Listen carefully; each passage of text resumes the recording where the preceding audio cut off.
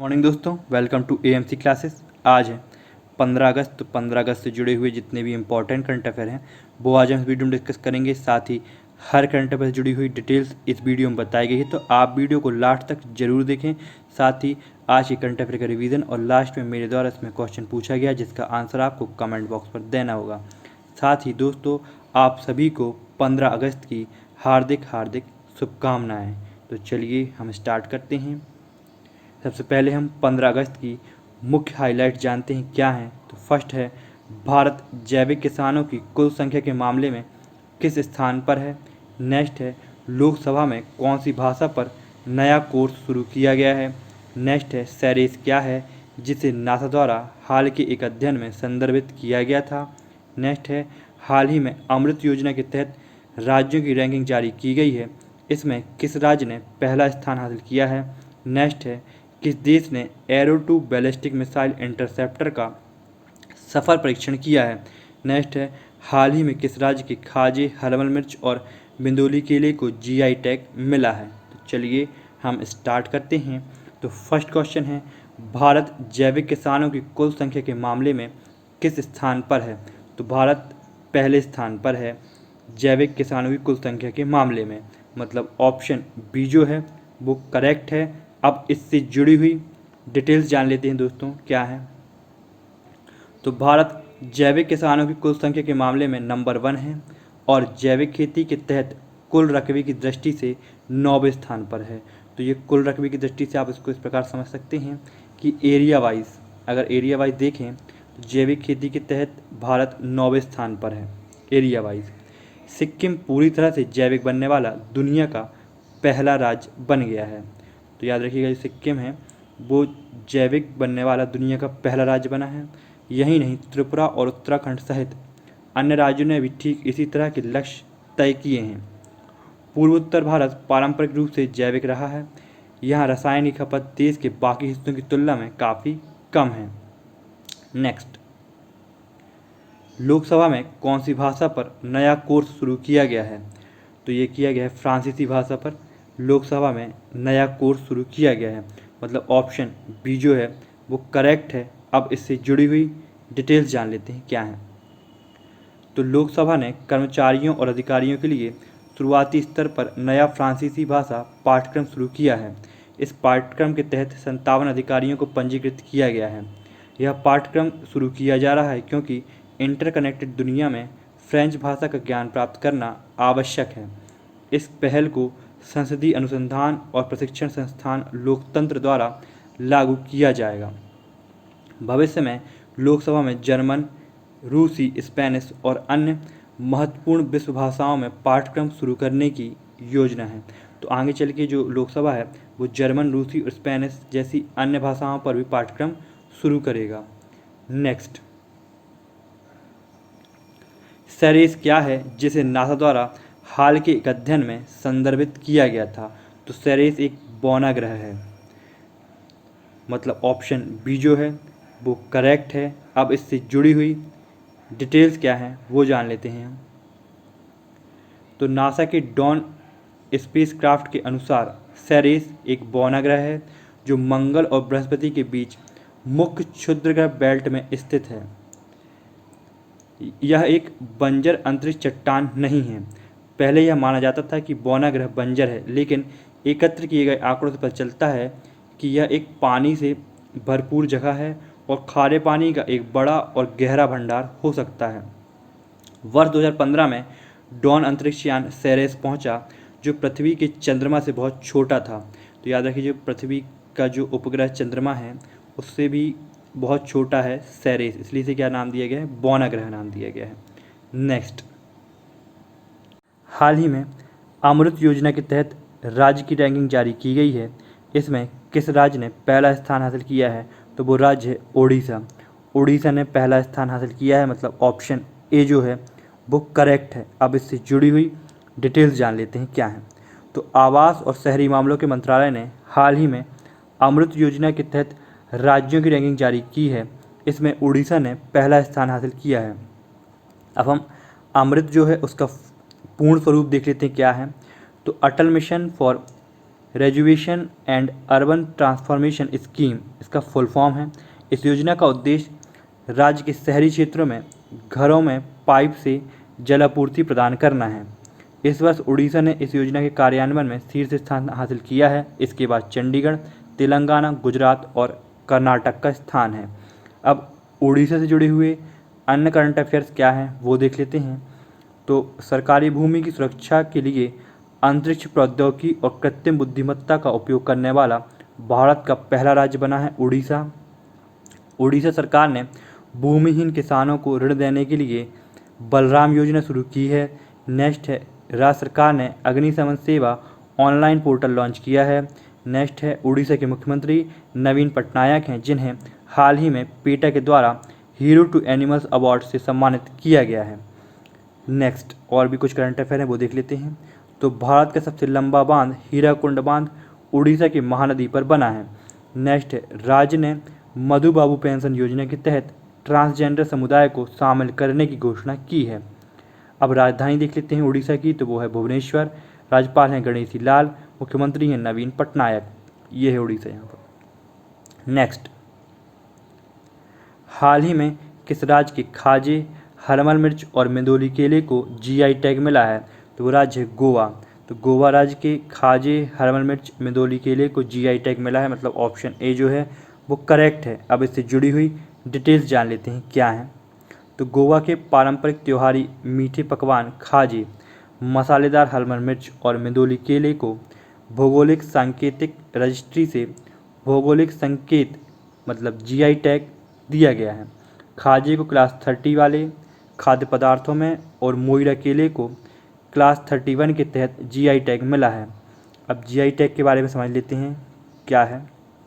तो भारत में जीआई पंजीकरण को भौगोलिक सांकेतिक अधिनियम 1999 द्वारा प्रशासित किया जाता है, जो सितंबर 2003 में लागू हुआ।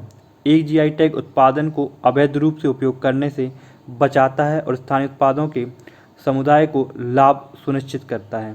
तो यह सीधी बात है, आप इसको समझ लीजिए। जीआई टैग इसलिए दिया जाता है जिससे क्या है, उत्पादन की जो अवैध रूप से काम किया जाता है उसको रोकता है जीआई टैग जब मिल जाता है तो। नेक्स्ट,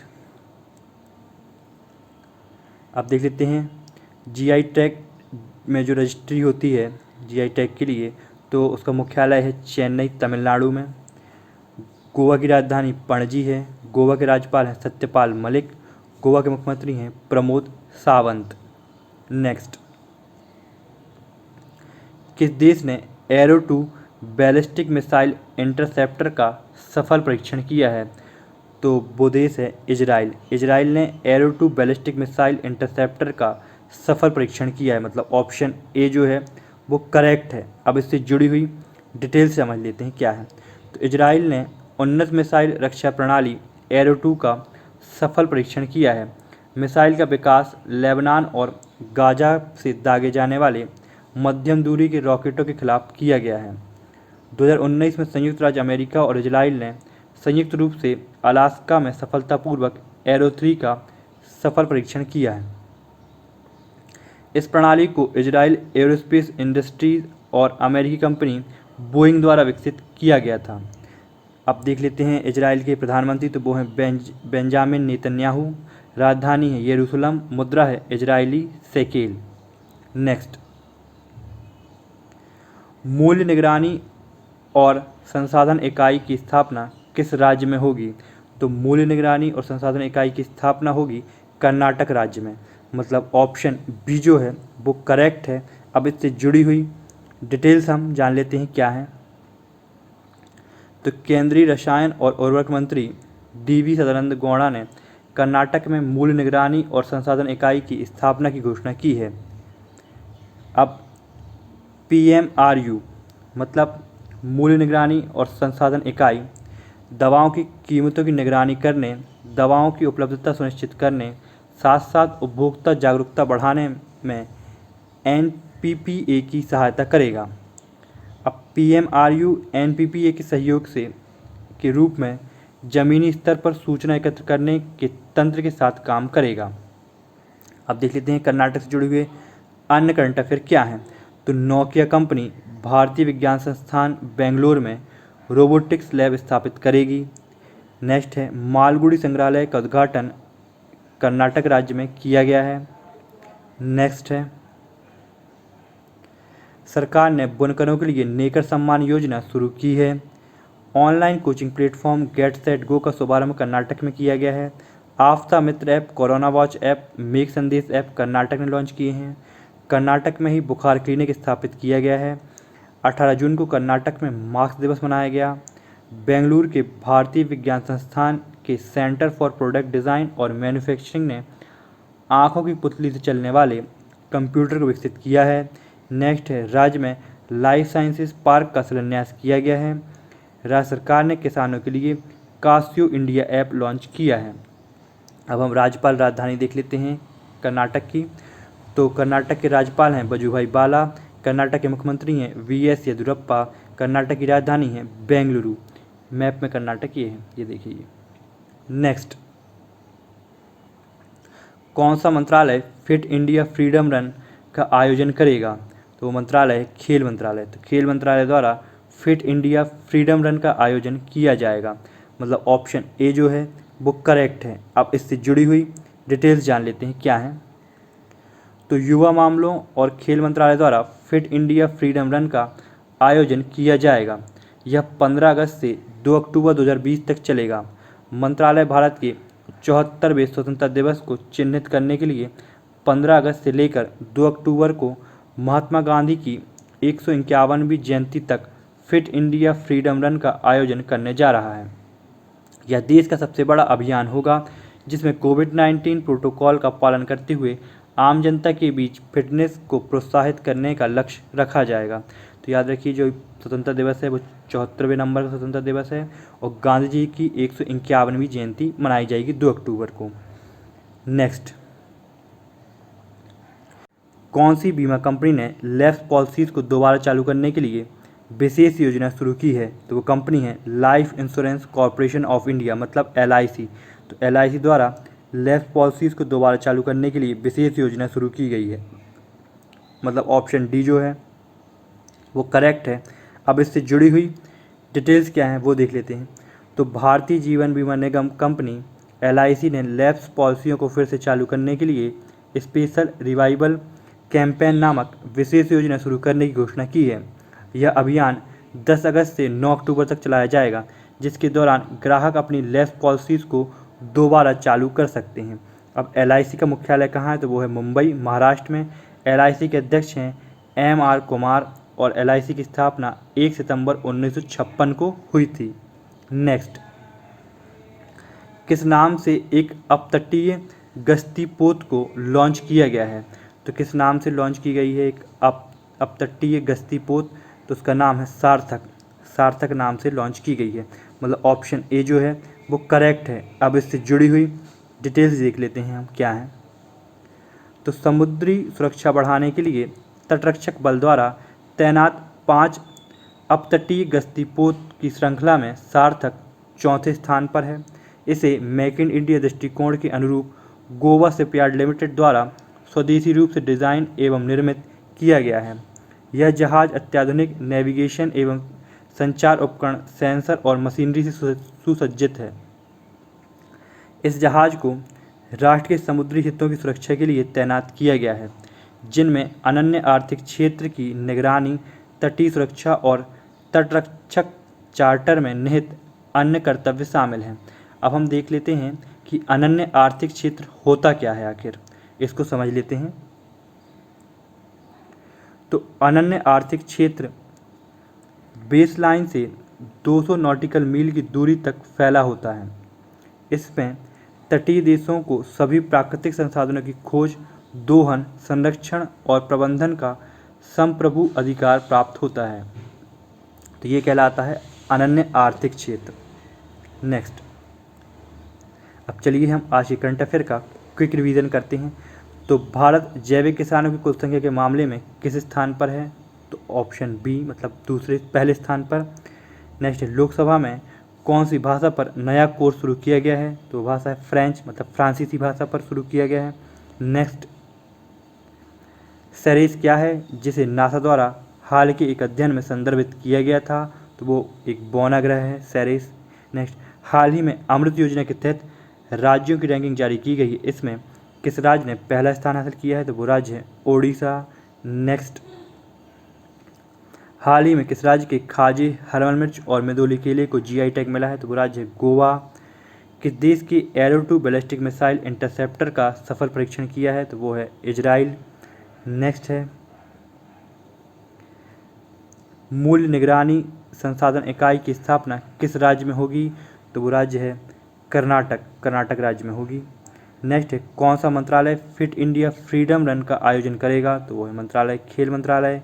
नेक्स्ट है, कौन सी बीमा कंपनी ने लैप्स पॉलिसीज़ को दोबारा चालू करने के लिए विशेष योजना शुरू की है, तो वो बीमा कंपनी है life insurance corporation of India, मतलब LIC। किस नाम से एक अपतटीय गश्ती पोत को लॉन्च किया गया है, तो उसका नाम है सार्थक। अब चलिए आज का प्रश्न देख लेते हैं, जिसका आंसर आपको कमेंट बॉक्स पर देना होगा। तो दुनिया के छठे सबसे ज़्यादा कमाने वाले अभिनेता कौन है, इसका आंसर आपको कमेंट बॉक्स पर देना है। अब हम देख लेते हैं कल के क्वेश्चन का आंसर क्या है। तो हाल में most valuable player of the year कौन बने हैं, तो ये बने हैं क्रिस्टियानो रोनाल्डो। तो रोनाल्डो जो हैं वो most valuable player of the year बने हैं, मतलब ऑप्शन सी जो है वो करेक्ट है। जय हिंद, जय भारत दोस्तों।